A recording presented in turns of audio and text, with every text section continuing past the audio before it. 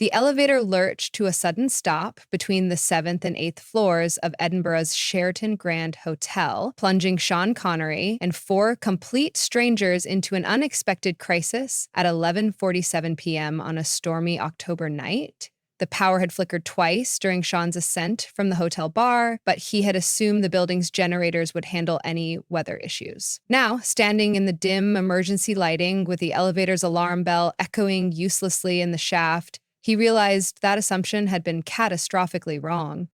"Well, that's just bloody perfect," muttered a voice from the back corner of the elevator car.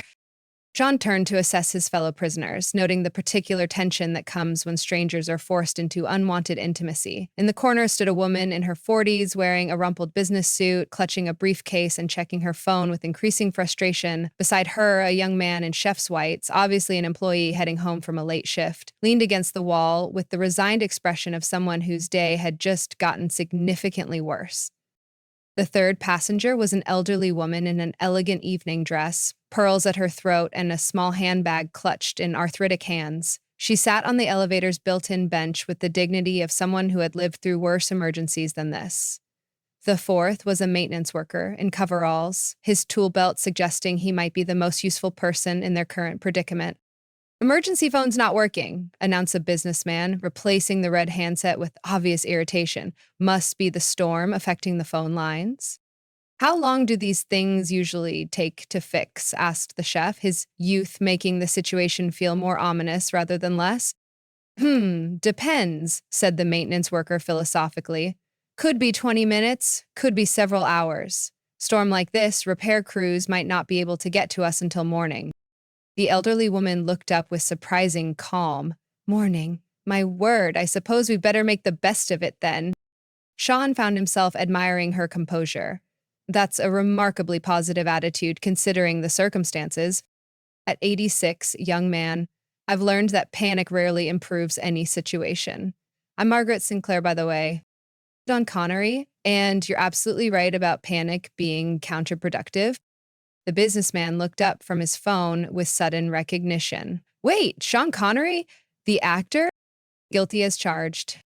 "Christ, this is all I need," the businessman said, running a hand through his thinning hair. "Stuck in an elevator with a celebrity when I've got the most important presentation of my career at 8 a.m. tomorrow."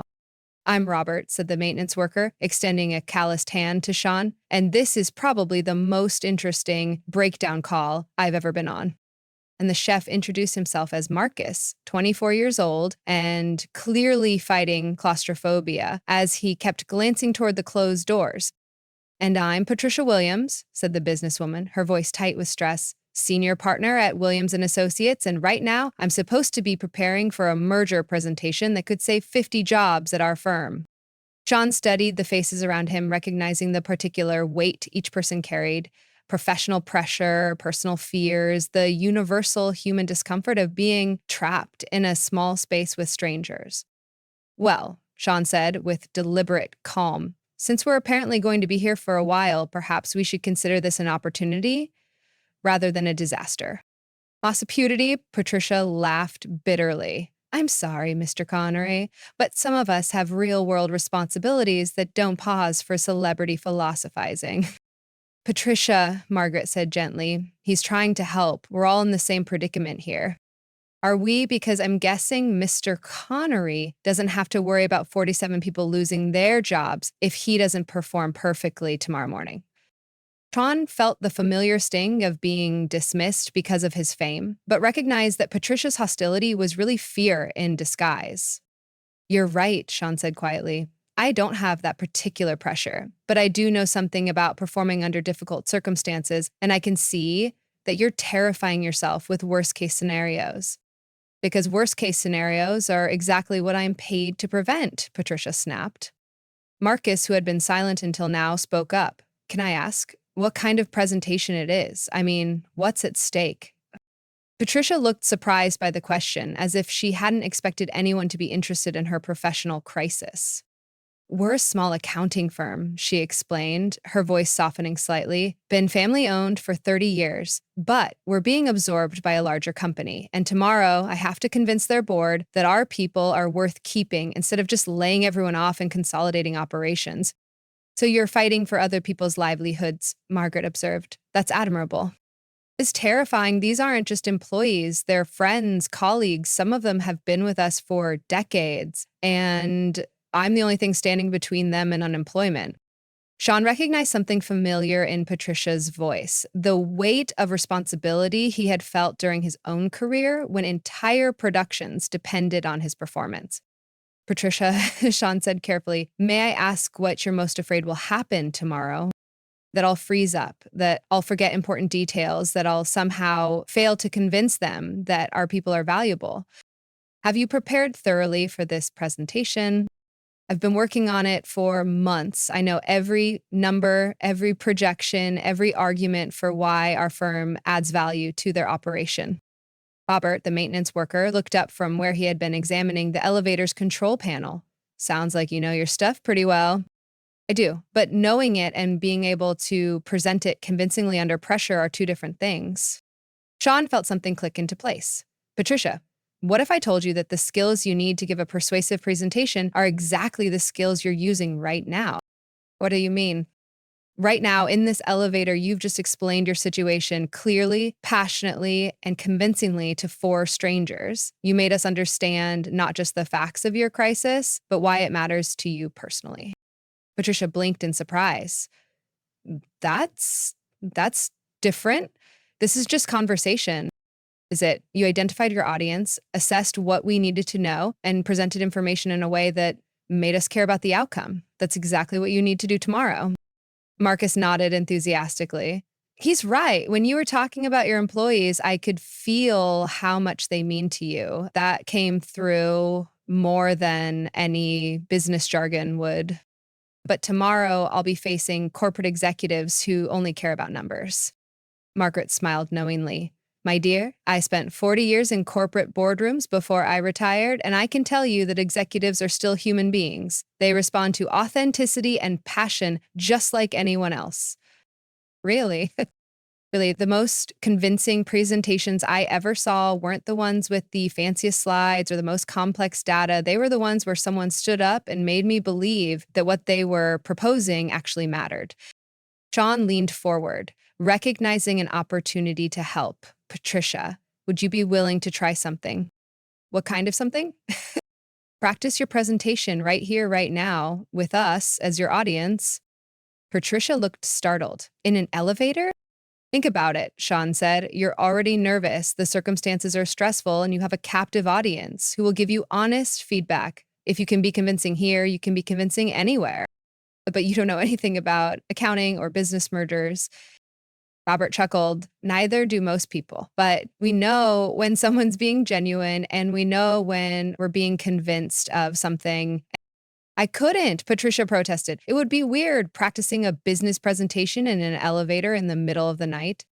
Everything about this situation is weird, Marcus pointed out. Might as well make it useful weird instead of just anxious weird. Margaret clapped her hands together with obvious delight. What a marvelous idea. Patricia, consider us your practice audience. We'll tell you exactly how your presentation comes across to people who aren't immersed in corporate culture. Patricia looked around the elevator at four encouraging faces, clearly torn between embarrassment and the recognition that this might actually be helpful. You really think this could work? I think, Sean said gently, that you've been so focused on not failing that you've forgotten how good you probably are at this. Let us remind you. Patricia took a deep breath, straightened her shoulders, and looked directly at her impromptu audience. Ladies and gentlemen, she began, I'm here today to talk to you about why Williams & Associates isn't just an acquisition, it's an investment in proven excellence and human capital.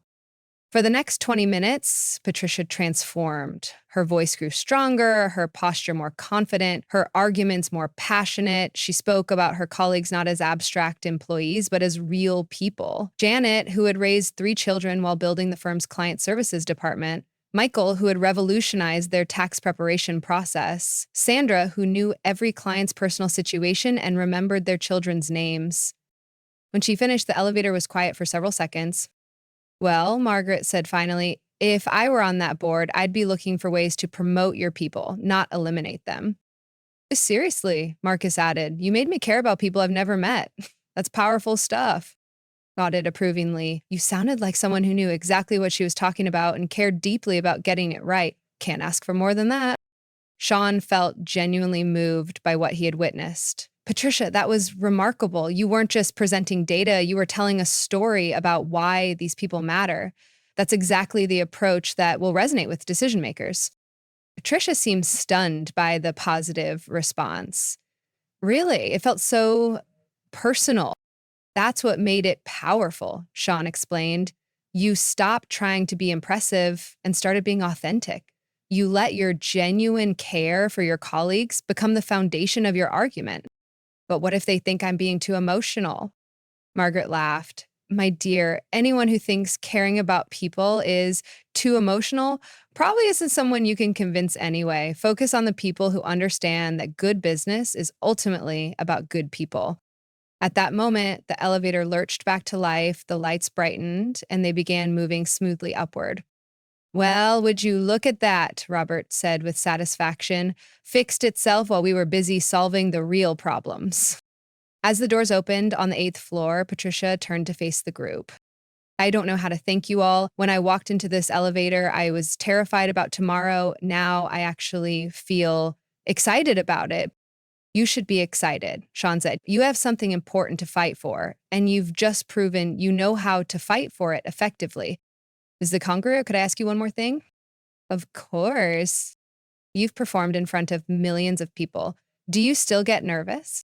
John smiled. Every single time. The difference is, I've learned that nerves are just energy waiting to be channeled into purpose. Tomorrow, when you feel that anxiety building, remember that it's not fear, it's fuel. As they dispersed to their respective floors, each carrying their own renewed sense of possibility, Sean realized that being trapped in an elevator had given all of them something unexpected. The reminder that sometimes our greatest challenges become manageable when we stop facing them alone. 6 weeks later, Sean would receive a letter from Patricia, written on new company letterhead that read Williams and Associates, a division of Megacorp Industries. Every single job was saved, the letter would say, but more than that, our entire division has been tasked with training other acquired companies in what the board called human-centered business practices. They said my presentation convinced them that caring about people wasn't a weakness, it was a competitive advantage. Thank you for helping me remember that authenticity is the most powerful performance of all. It wasn't just an elevator breakdown. It was the discovery that sometimes we find our greatest strength not when everything goes according to plan, but when circumstances force us to stop pretending to be someone we're not and start becoming who we actually are.